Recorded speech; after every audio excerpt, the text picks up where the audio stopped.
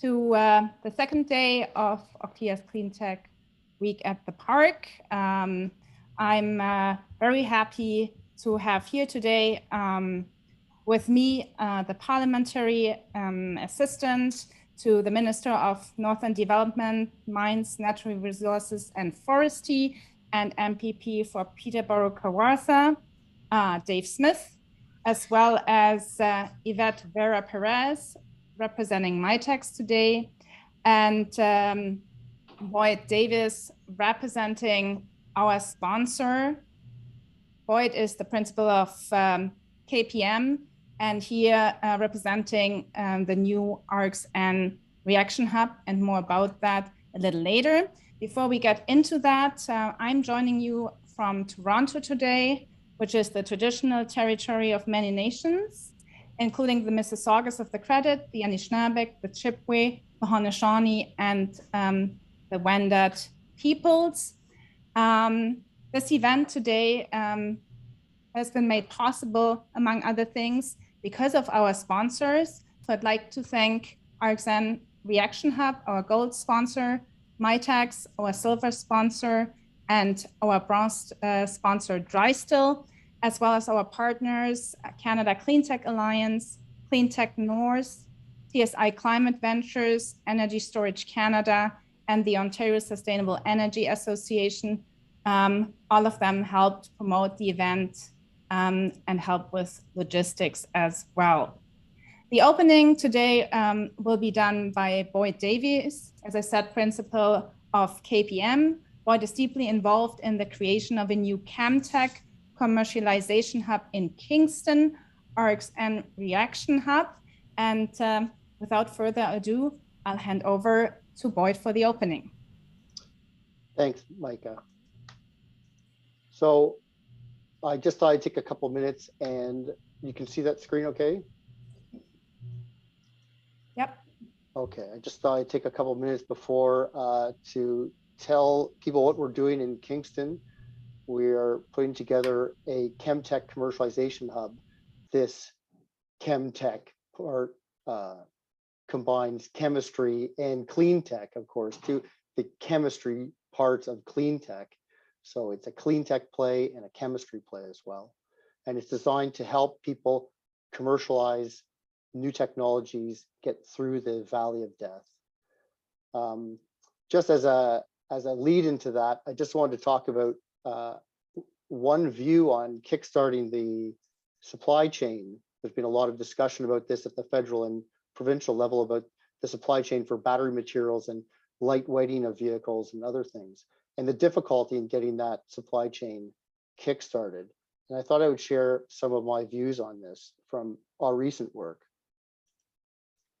Secondary materials are one way of doing this, recycling and bringing materials into Ontario, recycling them and having them as effectively as primary materials again, can help kickstart this supply chain.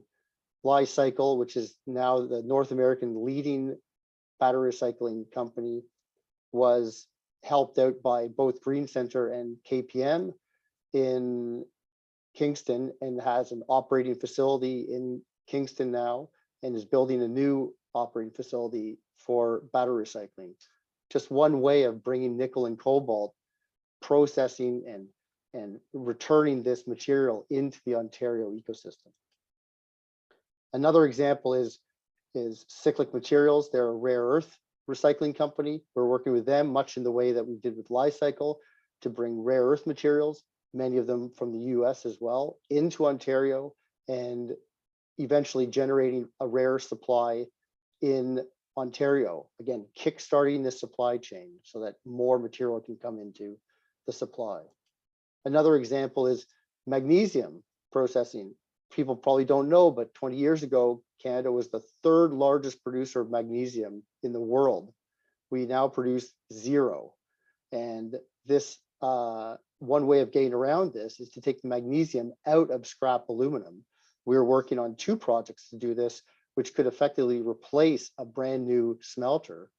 These projects are with Americans, but hopefully eventually this technology would also come to Canada. So there's 3 ways that companies, startup companies typically, are trying to kickstart the supply chain.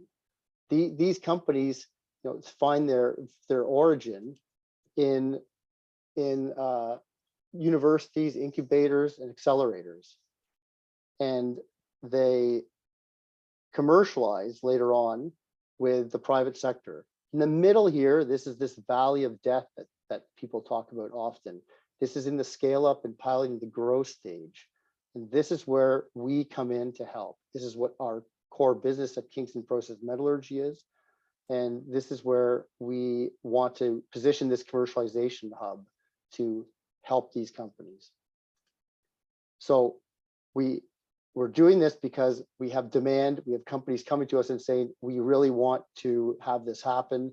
We need a space where we can come and do this development work, and we can support them with about 200 chemical process professionals in the Kingston area and beyond as well.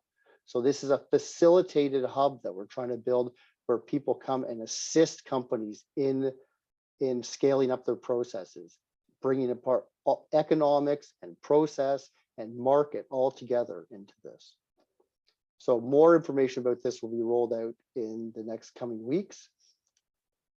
Key partners are listed here: Green Center and KPM, and another one soon to come from the Kingston area. And the city has been very supportive in this, and some startup development from CSI and Foresight as well. So if you want more information, Sebastian is listed here, or you can get in touch with me as well. You can see this information on the website there. And I will hand this over to Yvette, who will introduce Dave Smith, who's the MPP for Peterborough Kawartha. He's the parliamentary assistant to the Minister of Northern Development, Mines and Natural Resources and Forestry. So thanks to Aktia, and hope everyone has a good session beside the fire. Thanks. Thank you, Boyd. I love it to see how our day jobs complement each other. So yes, a lot of work that we can do together to help the supply chain in Ontario. As Boyd said, it is my honor and pleasure to host today's fireside chat with Dave Smith, MPP for Peterborough Kawartha and Parliamentary Assistant to the Minister of Northern Development, Mines and Natural Resources and Forestry. Dave is a very active member of his community and is well recognized and celebrated for his work. He's a very well-rounded individual who is involved in many areas of the community and not just a hockey guy, even though he's very well known for his role at the Hockey Association, and you can see his passion in the background. Dave was named one of the most influential people in Peterborough by Metroland Media in 2013, and then again in 2018, and was also named Sports Personality of the Year by the City of Peterborough in 2014. He brings a great combination of experience and education. He always speaks passionately about integrity, doing what is right, and about the beauty of the Peterborough Kawartha region. Now, our discussion today is going to be focused on the role of the clean tech industry in Ontario. And as we look at the province's net zero goals, the strategy to develop an EV supply chain, and the recently unveiled provincial strategy around critical minerals, we see that the role of the Ministry of Northern Development, Mines and Natural Resources and Forestry is more and more critical. So this is one of the reasons I'm so excited by this session today. And I would like to welcome Dave to Oktia's Clean Tech Week at the Park. Welcome. Thanks, Yvette. I appreciate that. And thanks to both Micah and Boyd for their comments at the very beginning. This is a great opportunity. I will apologize right off the bat because as we get talking about this, I know that my voice is going to get more excited. It's one of those kind of geeky, cool things that you get an opportunity to talk about. And prior to getting involved in politics, I really had no idea what critical mineral strategy would do for Ontario and how this could actually complement so many different things. So I'm really looking forward to the opportunity to have this discussion today. Thank Thank you, Dave. So my first question, let's start with a very big picture. In the context that we described, developing a net zero strategy for the province and an EV supply chain, and considering also the advantages, the natural advantages that Ontario has from the critical minerals perspective. I would say, of course, and I'm sure you will agree, that Ontario has the potential to become a leader in the development of exportable clean technologies in these areas that I described, and thus create a number of very strong jobs in the province locally. So the question would be, what does success look like for you in your role at the ministry and in your community? And how can the clean tech sector help your ministry and yourself achieve these, specifically around EV, critical minerals, etc.? Thanks, Yvette. That's a fantastic question. When we take a look at what has happened in the world over the last 50 years, let's say, there have been a number of different revolutions. We had an industrial revolution close to 200 years ago. We've gone through a number of different changes. Some of it has been disruptive. Some of it has been not accepted when it was initially brought forward. And I would actually say that clean tech industries are one of those where there was a lot of hesitation about what was going to happen if we were to migrate to that. But what we know is that as the world is growing, as there are more people, as there are more opportunities then for growth, both economic growth and humanitarian growth, these are all things that we absolutely have to take a look at. Ontario is one of those great locations where 71% of our land mass is the Canadian Shield. And when you look at it from that perspective, we are larger. Ontario itself is larger than Germany, France, Italy, and Great Britain combined. So we have a great opportunity here with the natural resources that we have as we're moving into far more clean tech industries. And we have a tremendous chance to be a worldwide leader in this. And really, I think it's one of these cases where some of the legacy industries that we have, such as mining, mining is considered to be a very dirty industry. We can change that narrative because in Ontario right now, we have the greenest electrical grid of any jurisdiction in the entire world.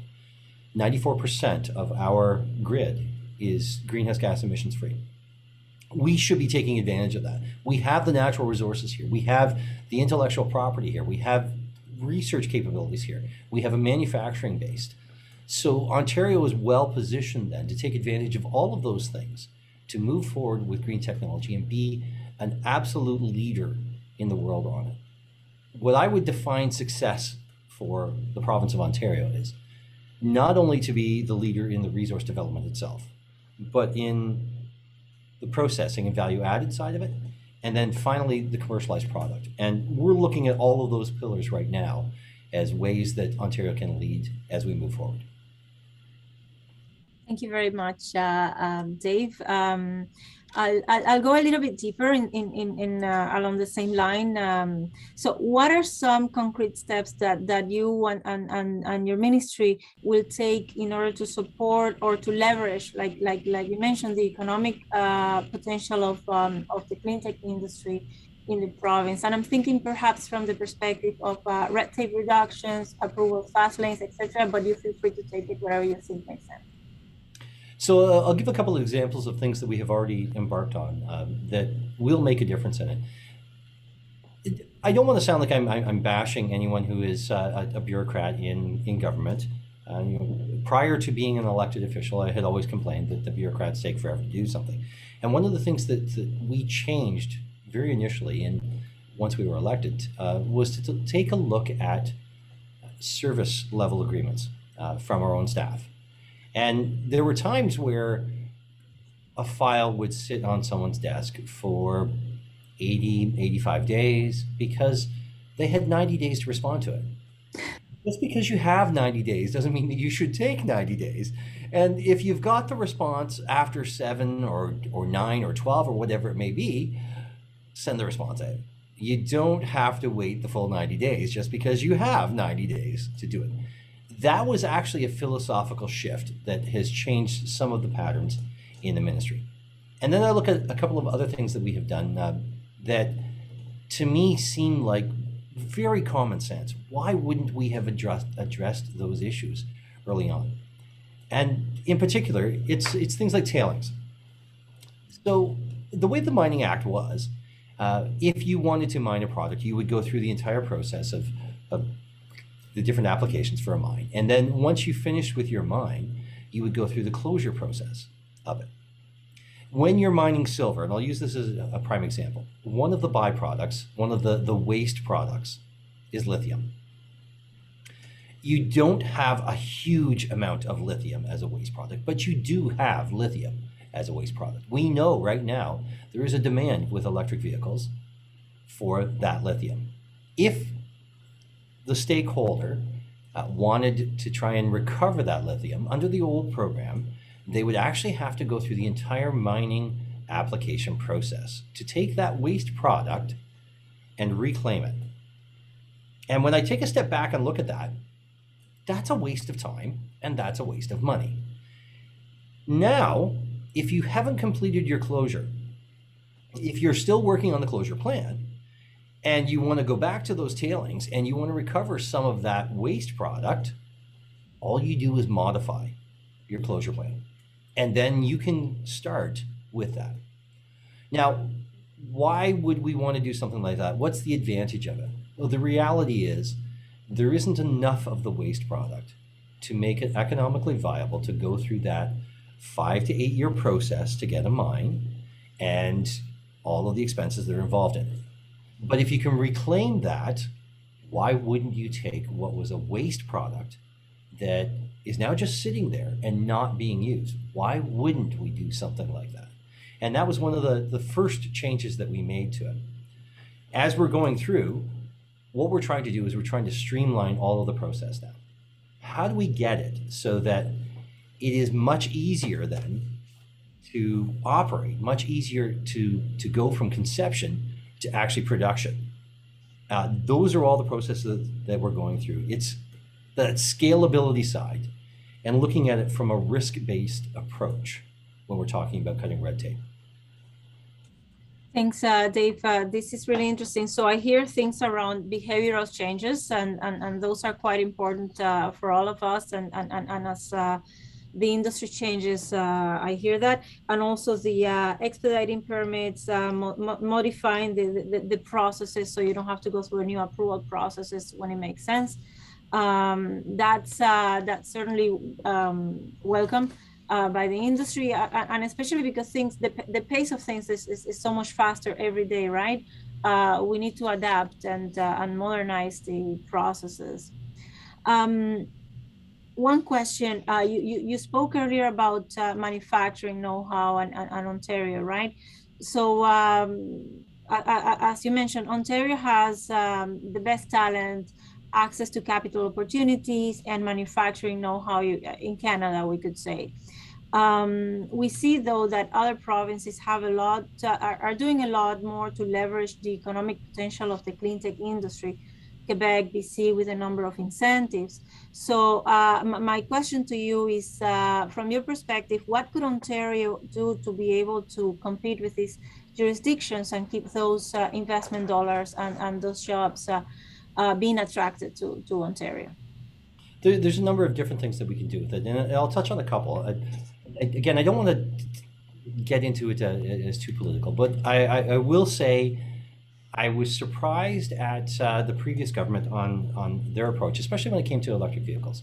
The incentive that they provided for people to go out and buy an electric vehicle, one of the things that was never talked about was on the list of electric vehicles that they would incentivize, only one of them had product that was made in Ontario. All of the others had product that came from other jurisdictions. So effectively what Ontario was doing at that point was we were subsidizing other jurisdictions to get a competitive advantage over us when we had the natural resources here, we had the know-how to do those things, and we had the manufacturing base that we could pivot and convert to. So we've taken a completely different approach to this now. And rather than putting the incentives on the consumer side, we have changed the process. So we're putting incentives instead on the industry side, on the manufacturing side, on the supply chain side. How can we convince other organizations, other businesses to come into Ontario and take advantage of the great things that we have? We have an ethical workforce. We know that. When we compare our jurisdiction to other jurisdictions like India or Argentina or South Africa, you can't compare the work standards between there, the workplace standards between those locations and Ontario. When you look at the green side of the energy, no jurisdiction is as green as Ontario is. We, as I said earlier, we have the greenest electrical grid in the entire world. Why wouldn't we be using that then as a comparative advantage over other jurisdictions? Now we get into the side of, all right, we want to bring these companies in. How do we make it attractive for them? By working on all of those synergies. So when you look at it from the supply chain side, if we have that supply chain in place, working well, it means that the raw materials can get to the manufacturing side. If we have those manufacturers in place, they will be drawing upon all of that supply chain. We know that we have the natural resources. We just have to make sure that we find all of those. And one of the things that we did change was on that exploration side. We know that there was significant exploration done in Quebec. We know that there was significant exploration done in Manitoba. Both of those jurisdictions have exactly the same geo makeup as Ontario does, except we have more of it. If you can find lithium in Quebec and you can find lithium in Manitoba, I guarantee you, you will find lithium in Ontario, because the only thing that separates us is that imaginary geographic line that defines where the province is. So we've made some significant changes to it. The OJEP project, for example, or the OJEP plan, it's the Ontario Junior Exploration Program, and we provided additional funding for junior explorers to go out and actually do the exploration that we need to find those minerals. And we have found them in a very rapid time period. In less than 12 months, we found a number of critical mineral deposits. And we already have one of them that is well on its way to being turned into an actually functioning mine. It's unheard of that you would start an exploration and in 12 months' time find the deposit and be well on the way to actually create a mine that is going to pull that product out. Why are companies wanting to invest in it? We know that it's a very stable jurisdiction here in Ontario. We've invested money now in the exploration side of it, and we're attracting larger companies to come in and do the actual mining on it. When you put them all together, all of those synergies makes it very attractive for an organization to come in. And our next step, and one of the things I have been working on now for about 18 months, I'll tease it out there a little bit, and that would be flow through shares. And I think that what we have to do is find those other ways then of raising the capital so that more mining companies, so that more exploration companies take advantage of what Ontario has to offer with the skill sets that we have here, and obviously that vast amount of natural resources that we can draw upon. Thank you, Dave. This will be music to the ears of our chair. The topic of flow through shares and how we can adapt to the clean tech sector is something that we discuss a lot. And I heard a lot about incentivizing exploration. And I have here next to me, to my right, the critical mineral strategy. That's one of the pillars. So I see that you're executing already on the pillars of the critical mineral strategy. And then, as you said, we've seen investment from the province, say, in first cobalt, but we also have seen investments in EV manufacturing. So, and then we have companies like Boyd presented today, for example, life cycle, etc. So that helps you build the little building blocks of all the elements of the supply chain, right? So a supply chain approach, if you will, to developing the industry.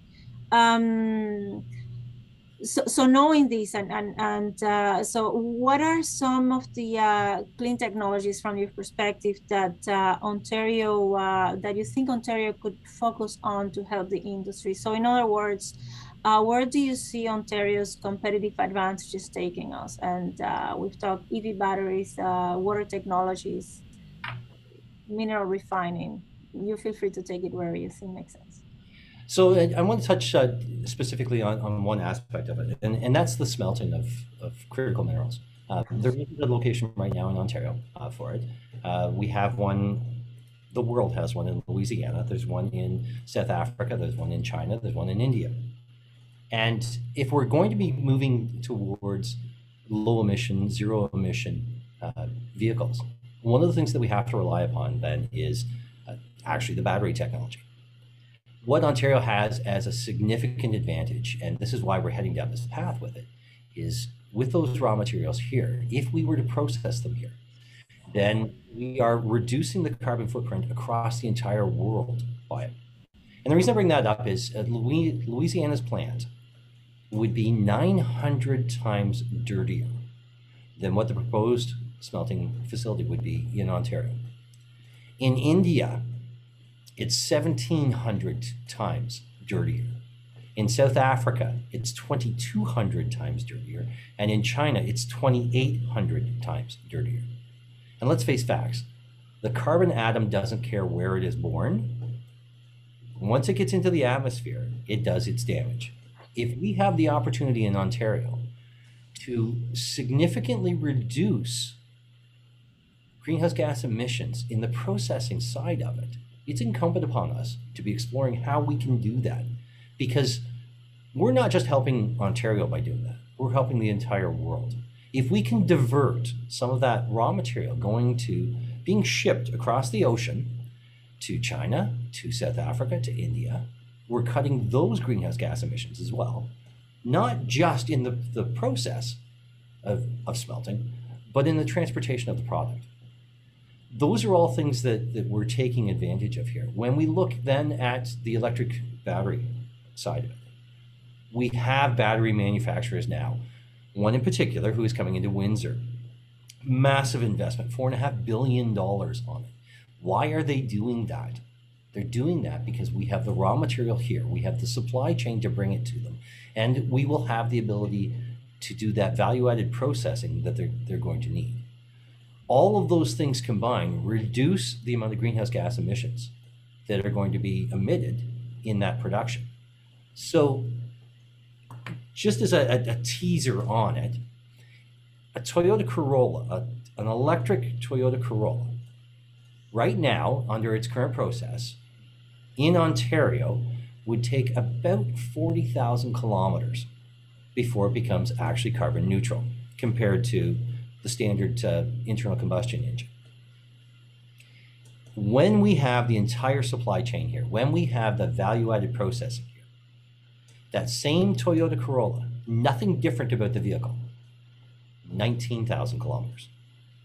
We are cutting almost 30,000 kilometers off of the length of time it would take for something to become carbon neutral. And then you start seeing the benefit from that point forward. Ontario is well positioned then to be doing things like this. We have the rare earth elements, we have the critical minerals.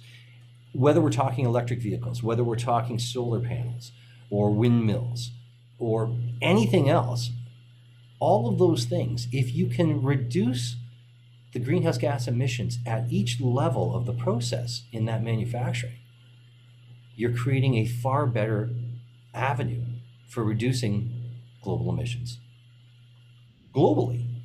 And that's what we're trying to build towards with Ministry of Natural Resources, Forestry, mining, northern development. We have an opportunity to really set the table. The other thing that we can do that I think is very different than a lot of other jurisdictions is we can provide that raw material, a solid supply of it, to other jurisdictions like the United States. China, for a number of years, has been stockpiling most of the critical minerals and rare earth elements. They've been buying up mines throughout the world and stockpiling it. What we're seeing right now with Ukraine and Russia, there is some uncertainty then globally in all global markets.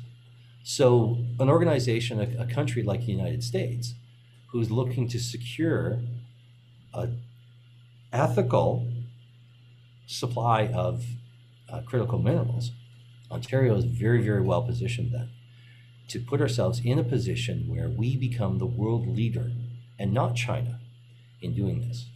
And again, it all comes back to, as we shift from the current type of economy that the world is seeing, that's based on petroleum products, on fossil fuels, into that new green technology, Ontario is well positioned with the natural resources, with the supply chain, and with the value-added manufacturing all combined together in one spot.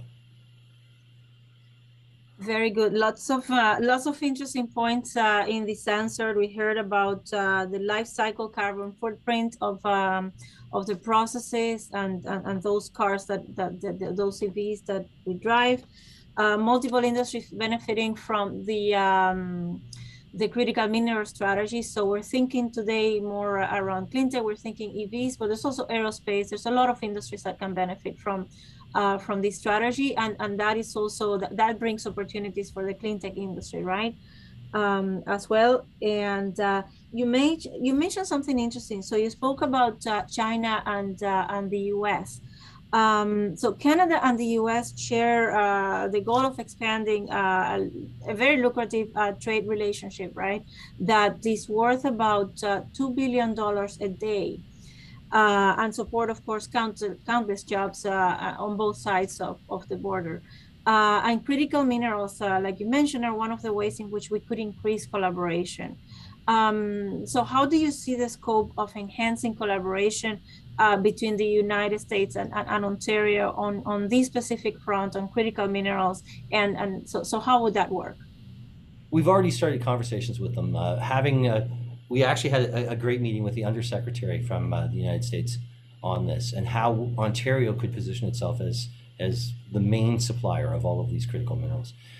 And let's face facts, when we're talking about North America, when we're talking about our supply chains here, all of our supply chains move north-south. They do not move east-west. We're a country of about 35 million, but the United States is a country of about 400 million. Having that good working relationship with them, making sure that the Americans fully understand that Canada is the jurisdiction, the premier jurisdiction for them to be working with, means that it opens up so many more avenues for us. And again, I'll talk in particular about one specific critical mineral. That's chromium.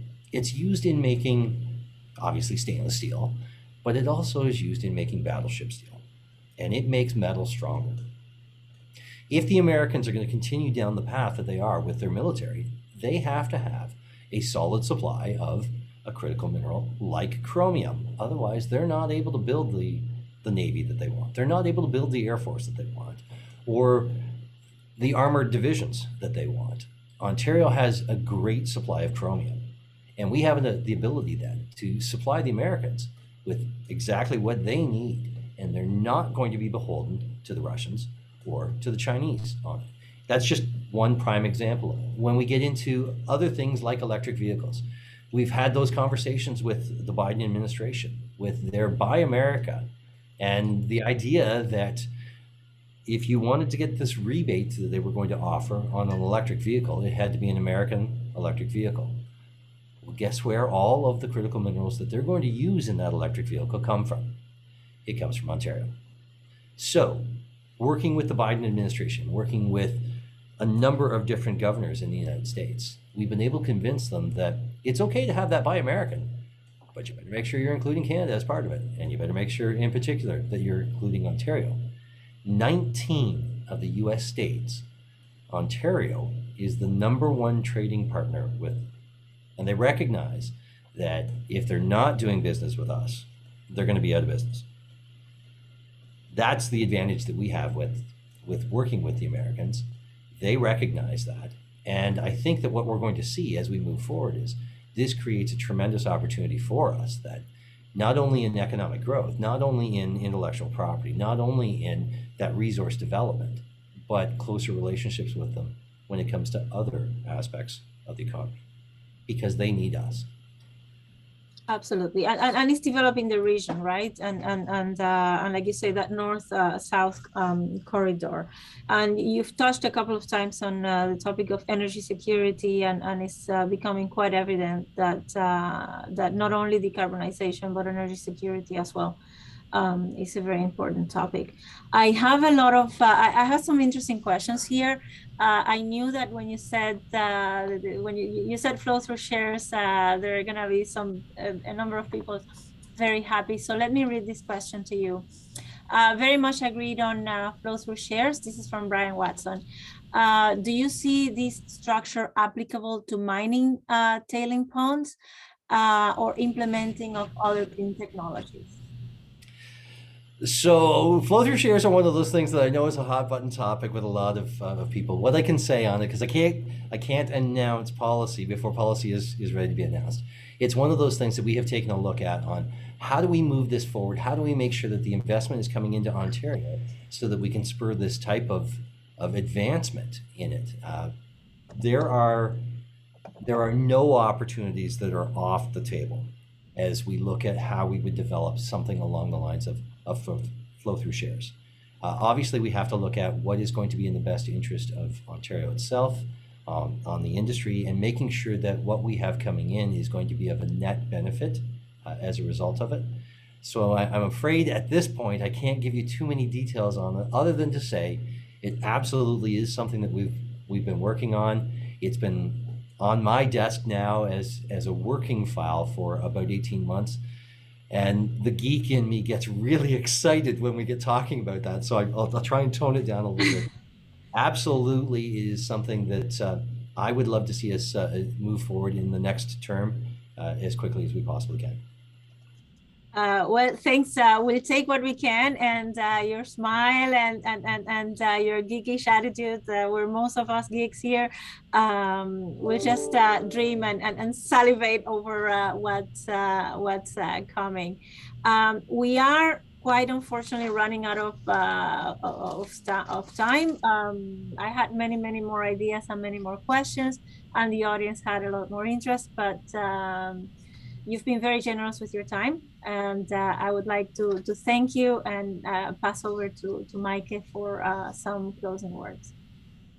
Thank you. I really appreciate this, and I'm happy to come back and do it again, because it's one of those topics that once we get going on it, man, I could talk forever on it. Yeah. Thanks you so much. That. Yeah. Thanks, Dave. That's exactly what we want to hear. Would love to have you again, really, anytime. And please, let's get the conversation going online and offline. That would be my desire. So not a lot of time left, and I would like to thank you again, Dave Smith, Parliamentary Assistant, to the Minister of Northern Development, Mines, Natural Resources and Forestry. Thank you very much, Yvette Vera Perez, for moderating. We'll continue the week tomorrow, 9:30 with the NDP, and on Friday with the Green Party. If you haven't registered yet, please do so. We'd love to have you. It's probably going to be equally interesting. And with that, I wish you a wonderful rest of the afternoon. Thanks again, everyone. All right, bye.